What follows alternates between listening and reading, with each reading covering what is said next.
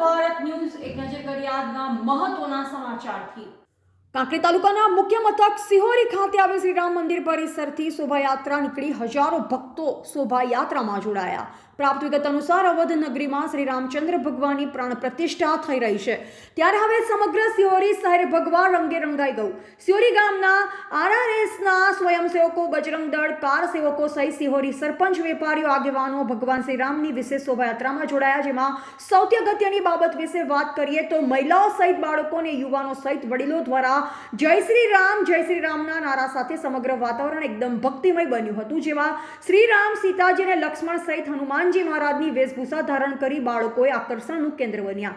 શોભાયાત્રા શ્રી રામ મંદિરથી ગરબી ચોકમાં, બસ સ્ટેન્ડ થઈ, મેઇન બજાર થઈ, પાટણ નાળા પાસે, ગૌમાતાના સ્ટેચ્યુ પાસેથી નિજ મંદિર પરિસર ખાતે ફરજ ફરી હતી, જેમાં કોમી એકતાના દર્શન થયા હતા। ભગવાન કી જય।